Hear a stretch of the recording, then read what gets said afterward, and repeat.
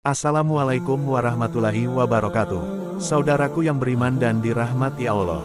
Kalian bangga tidak sih negara kita tidak memiliki hubungan diplomatik dengan Israel?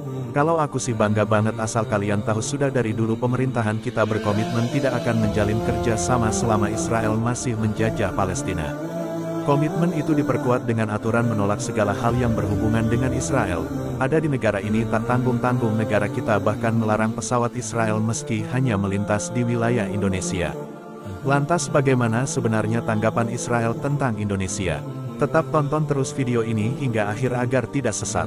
Tanpa bermaksud melebih-lebihkan, apabila kita melihat hubungan Israel dengan Indonesia sampai sekarang ini, sepertinya bukan hal yang tak mungkin jika negara kita akan menjadi musuh nomor sekian bagi Israel. Bagaimana tidak, beberapa waktu lalu saat Indonesia dipercaya menjadi tuan rumah Piala Dunia U20, Gubernur Bali bernama Iwayan Koster menolak kedatangan delegasi Israel untuk berlaga di negara kita.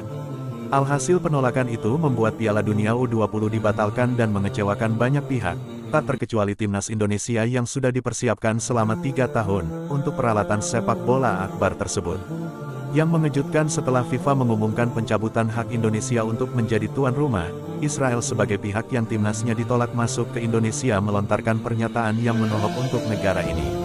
Seperti dikutip dari laman The Jerusalem Post, Israel adalah satu dari 24 negara yang berhasil lolos ke turnamen ini. Sayangnya Indonesia menunjukkan sikap yang tak menggambarkan negara modern berwawasan ke depan, melainkan negara terbelakang yang masih dibutakan oleh prasangka anti-Israel. Sebetulnya penolakan Indonesia terhadap negara Israel saat Piala Dunia U20 bukan catatan baru dalam sejarah olahraga negara kita.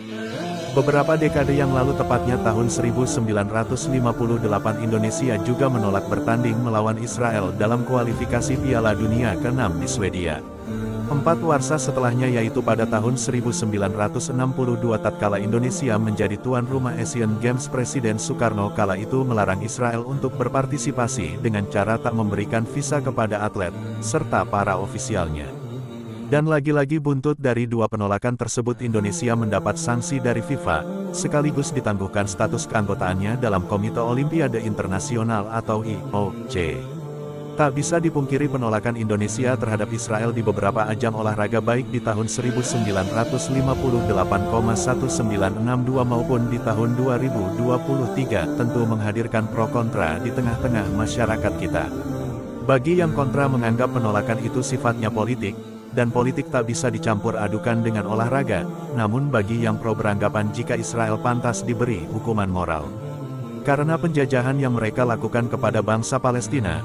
Akan tetapi apabila kita mencari tahu alasan orang pertama yang menolak Israel, yaitu Soekarno, ternyata penyebab sang presiden mengeluarkan kebijakan seperti itu merujuk pada alinea pertama Undang-Undang Dasar 1945, bahwa sesungguhnya kemerdekaan adalah hak segala bangsa, di mana seluruh penjajahan di atas dunia harus dihapuskan, karena tidak sesuai dengan pri kemanusiaan dan pri keadilan.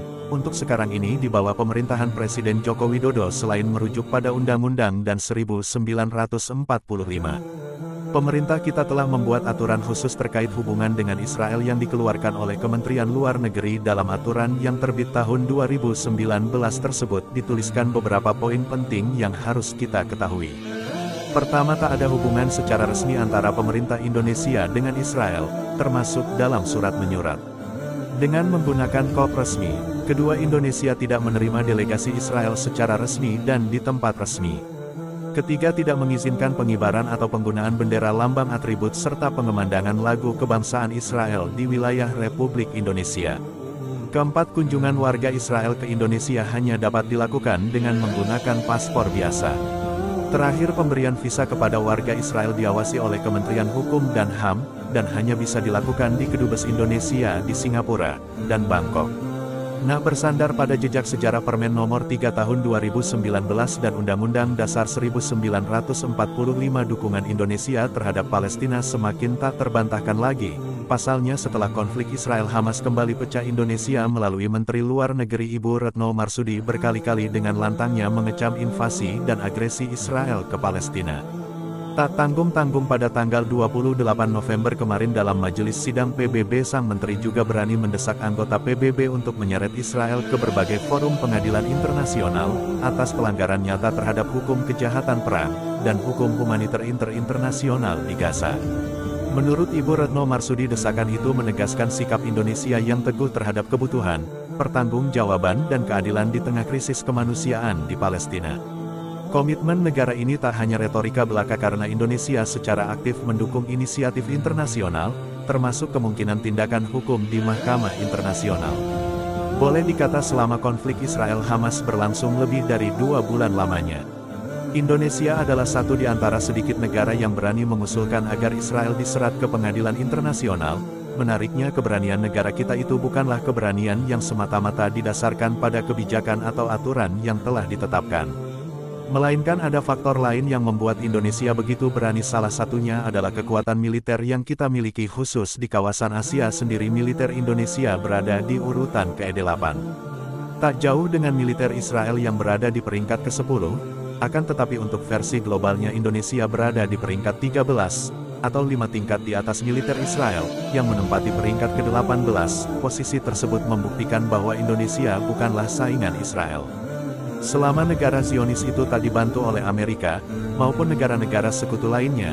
Karena itu pada 2017 lalu tak heran jika Perdana Menteri Israel Benyamin Netanyahu harus menempuh waktu perjalanan 2 jam lebih lama. Karena pesawatnya dari Singapura ke Australia setelah dilarang melintasi wilayah Indonesia, menurut personil Dirjen Udara sebagaimana dikutip dari website Kementerian Pertahanan Republik Indonesia. Pesawat Benyamin Netanyahu dilarang melintas di langit Nusantara, karena tak adanya koordinasi dengan pihak-pihak terkait. Pesawat yang menyangkut Benyamin Netanyahu itu bahkan ingin mengudara di Indonesia tanpa diplomatic clearance dari Kementerian Luar Negeri, security clearance dari Kementerian Pertahanan, dan flight approval dari Kementerian Perhubungan, yang mana jika satu di antara 3 izin tersebut tidak dimiliki maka pesawat dari luar negeri harus siap menanggung resikonya. Sekalipun pesawat itu sedang membawa orang sekelas Perdana Menteri. Terkait pertahanan udara Indonesia, negara kita dibekali berbagai alutsista yang mumpuni, mulai dari pesawat Falcon F-16, Sukhoi Su-27, Sukhoi Su-30, Dassault Rafale, Dassault Mirage 2000, F-15, IFX-21, Hawk 200, KT-50, dan EMB 314.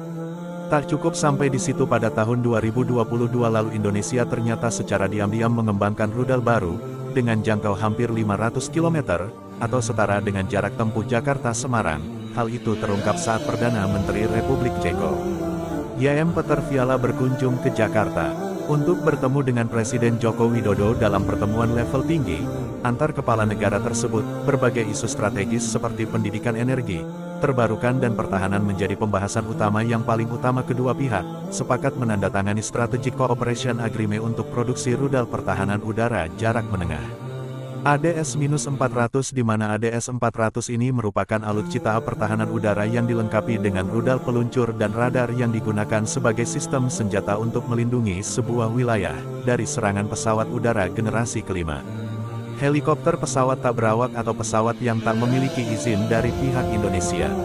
Saudaraku yang beriman, keberanian pemerintah kita dalam mendukung kemerdekaan Palestina memang pantas diacungi jempol, tapi menurut Anda aksi apa lagi yang harus dilakukan pemerintah kita untuk menghentikan agresi Israel?